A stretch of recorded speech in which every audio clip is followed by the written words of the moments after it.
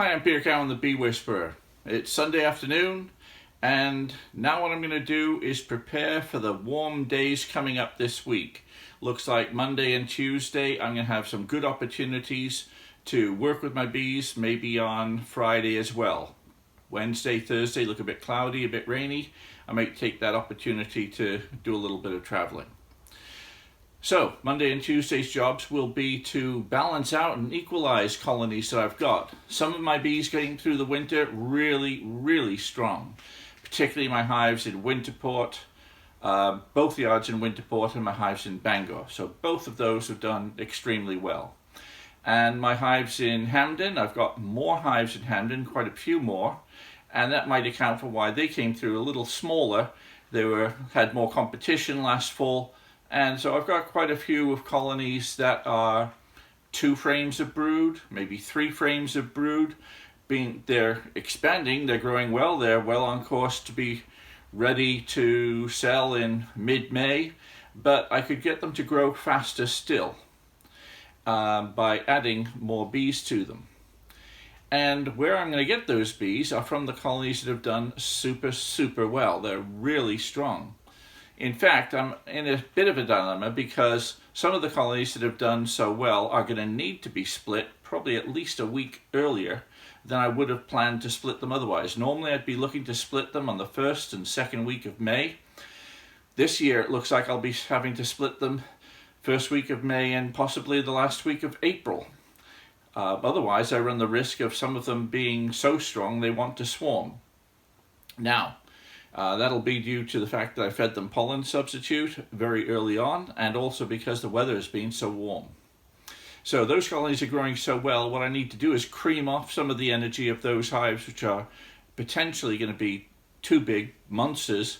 And so what I will do is some of those strength of those is going to go into the smaller colonies so that all the colonies are growing at a nice pace, and I'm not in danger of, just in case I can't get those queens early, because I booked them months ago, it's going to be hard to get some of those queens early. I've asked for them to come early, but I haven't been assured that they're going to come early yet. So just in case, I want to make sure that my colonies aren't going to be so big that they're starting to prepare to swarm when it comes to the time I'm splitting them. So this week, I'm going to be equalizing colonies.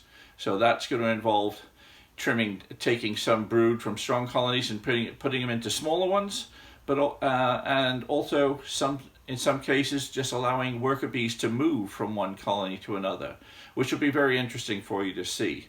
And so watch this space on Tuesday's videos, Wednesday's videos. When they come out Tuesday, Wednesday, Thursday this week, you'll see a few manipulations that I'm going to do, which will be balancing out these colonies.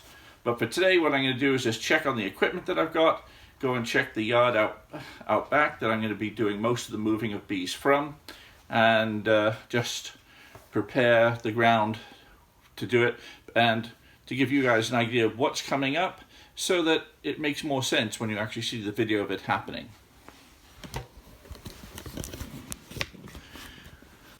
I've made up quite a few boxes. Actually, I've made 20 more before this, which are painted and out there, and then I've got maybe another dozen here which have been made up, and these are going to be for splits later on. A lot of them are empty, no frames in them. Some have frames in. And I've taken all the deep supers that I used for honey supers last year, of which I had quite a few. So there are 6, 7 of stacks of various heights here. I've got roughly 50 deep supers there, all of which have frames set up in the way that we did earlier on, with 2 frames of foundation on the outside. So 2 frames of foundation, some drawn comb, honey, and more foundation here. So those are all set up that way, ready for work later on. So let's go out to the yard.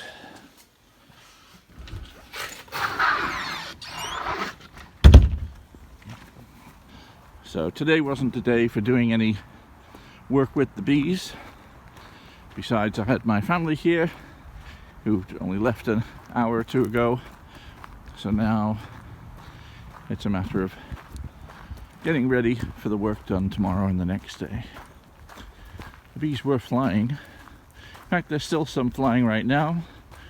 They're going to the feeders, which is a sign of growth things going on. So let's have a quick look.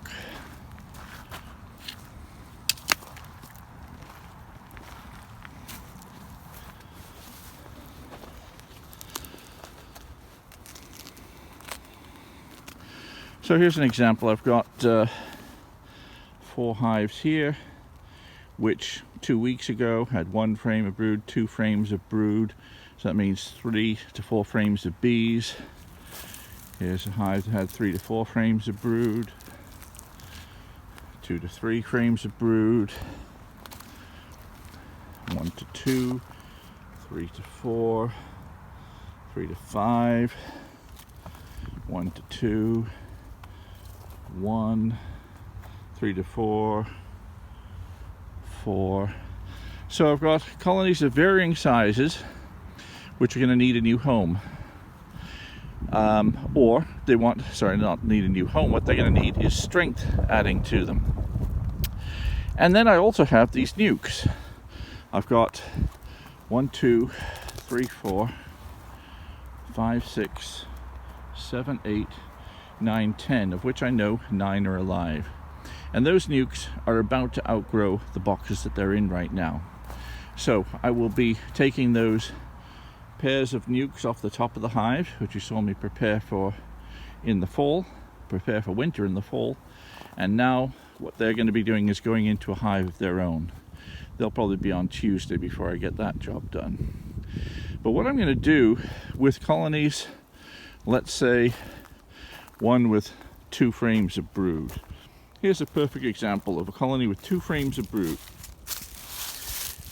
It's got a nice developing brood chamber, probably 4 or 5 frames of bees, but it'll be another few weeks before they've filled up that colony and are ready to split.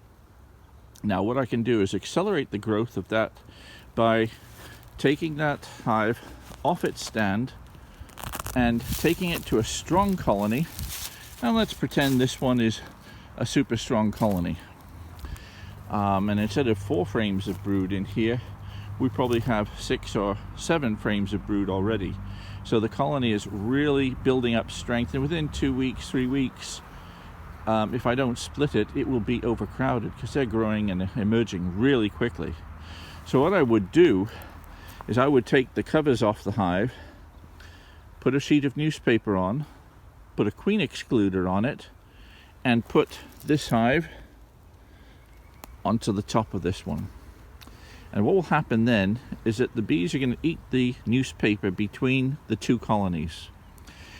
And the surplus strength of this colony is going to move in to this colony. And the combining of those 2 colonies together by the slow process of the colony at the top eating the newspaper below them and the colony below eating the newspaper above them, starting to make little pinholes in the newspaper, and the scent is gradually emerging between the 2 groups.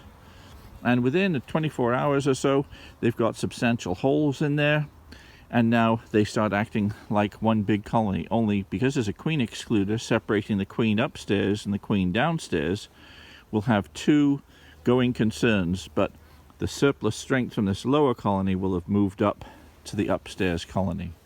And that's what I'm going to be doing a bit of tomorrow. And the way I'm going to do that is I'm going to choose maybe half a dozen to a dozen colonies in this yard, put them in my truck, and take them over to a yard with much stronger colonies for 2 purposes. 1, that's where I've got my strongest colonies. And 2, I want to free up some space in this yard because this is where I'm going to have most of my nukes. I'm going to have a lot of colonies in this yard in the coming weeks. And so right now I want to move a few colonies out of here so that I'm not trying to keep so many strong colonies and big colonies here at the same time. It'll just be too much competition. There'll be danger of robbing and that sort of thing. So I'm going to take some of these colonies and move them to another yard. So that's the plan, and these colonies have done pretty well so far. I bet they're even eating the... There's bees going to the sugar syrup up here. Probably here too. Yeah, they're not desperate for the sugar syrup up there, but they're coming to get it. They're getting what little sugar syrup I have in the open feeders. That's probably all gone now. And they're doing very nicely. So overall, through the winter, I think I only lost 4 or 5 colonies out of this yard. So I've still got well into the 40s. I went into the winter with just over 50, and I've got well over the 40s here. And these are the ones that I'm going to be mostly moving. A lot of these I'll move out of this yard into the other yards. Put the fence back up so I don't want to forget that. Nobody wants a bear. Certainly getting reports of bears at the moment, so make sure your electric fence is working well. Another thing coming up at the moment for me, if you didn't see it in one of the other videos, is Penobscot County beekeepers are having a guest, Ian Stepler. He's going to be our guest in the evening of discussion, so I'll be fortunate enough to be one of the panel chatting with Ian at the meeting. That's going to be the last Thursday of the month, and if you want to join us for that discussion, just go on to penobscotcountybeekeepers.org, and you'll be able to find the registration form to get onto that site. Our Facebook page, Penobscot County Beekeepers, would probably get you on your way there.